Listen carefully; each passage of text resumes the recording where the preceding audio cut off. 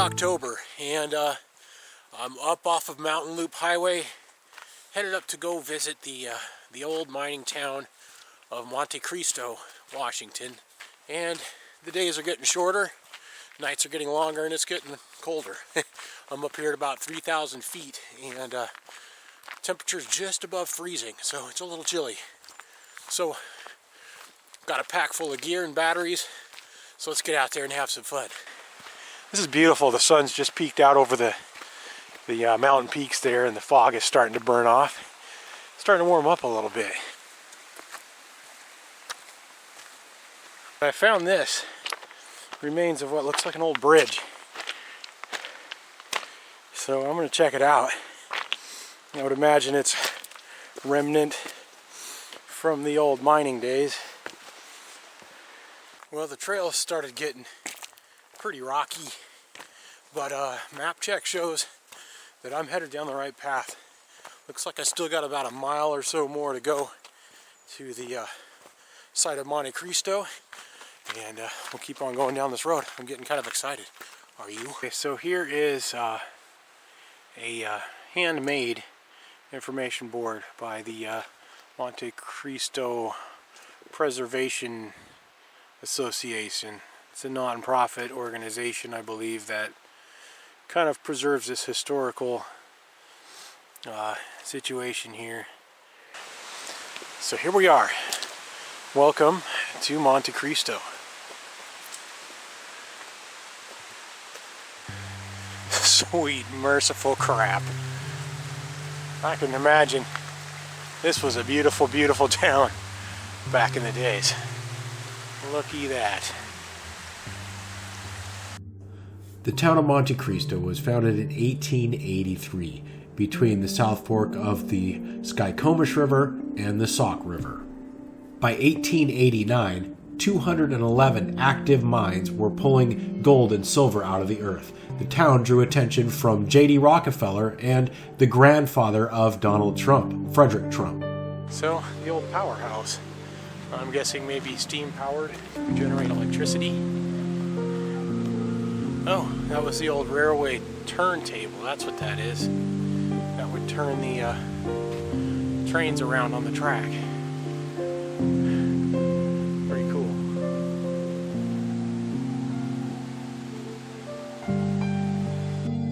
In the 1890s, the town was booming. An elaborate cable bucket aerial tramway was built over Mystery Ridge and hauled more than 230 tons of ore every day out of the mountains down to the town site. I'm guessing somebody probably tore off the boards on that one. I ain't going in there. And this was the site of the old lodge. Monte Christo Lodge was owned by Frederick Trump, the grandfather of infamous Donald Trump. Another old cabin here. Due to the town's location, nestled in mountain basin, flooding here was a huge problem and very expensive and dangerous. A few more old cabins. Constant seasonal flooding kept damaging the nearby tunnels, railway systems, and of course flooding the mines. The town experienced further problems. The ore started turning up heavily contaminated with lead and arsenic, very expensive to remove. Some of the families, I guess, still own rights to these lands, and maybe even if they're not used and in functioning, they still own it. And of course, probably for safety reasons, they want people to stay out. Looks like it was once a beautiful house, the Riddle House, built in 1919 and destroyed in 1944 by a fire.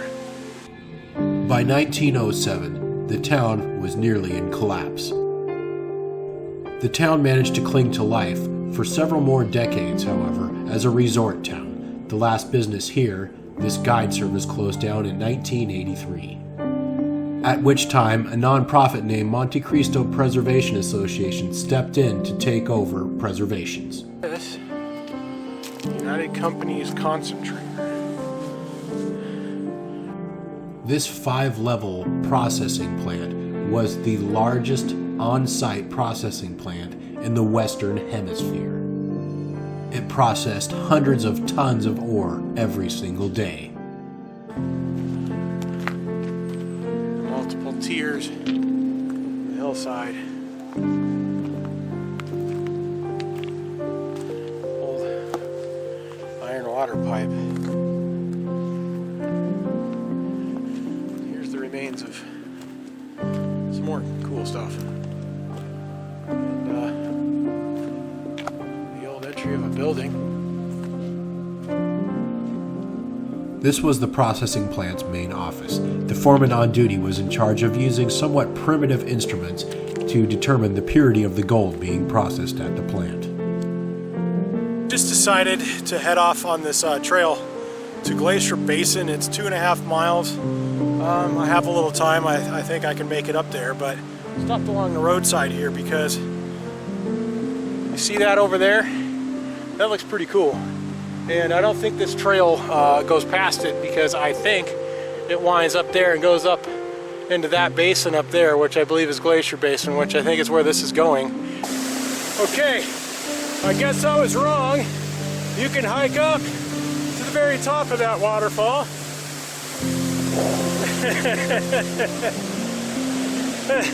And there you go.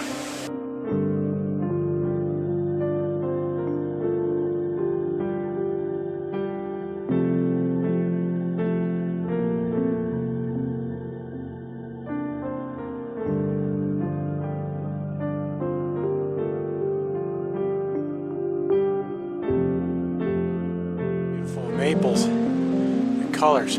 Good Lord. This is no more than a boot trail, and it's not very frequently traveled. It's very kind of overgrown. This ridiculously steep trail was traveled daily by miners year-round carrying heavy equipment. You know it's hardcore when you need a rope. Well, let's try it. Well, this is less of a hike and just more of a scramble up this bloody mountainside. I'll tell you that. This is not really a trail. Little care was kept for the beauty of this area. Trees were clear-cut, and these hillsides were pierced with hundreds of mines. Okay. Before I start complaining anymore. Oh my God. Look at that. A lot of sun burning. Interesting. Well, it appears to have been burning.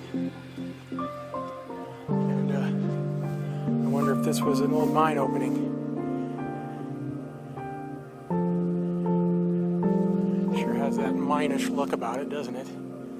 Oh yeah, definitely leftover stuff from a mining operation, so pretty sure that's what was there. Once again, lost the trail. Oh shit. I think that's where I want to be, but I don't know where the hell the trail is, and I don't think I'm on it. Man, I need to get off these slick rocks. I think this is it. I think this is Glacier Basin, and I did discover some people camping right down in there. I don't want to disturb their camp, and I just want to get my wind back, put the drone in the sky. You know how it goes. See a little cave right up in there too. It's interesting. I know there is a lot of mines up here. This area was heavily mined. I can't even imagine 100-something years ago climbing up here with heavy gear and drilling into these mountains.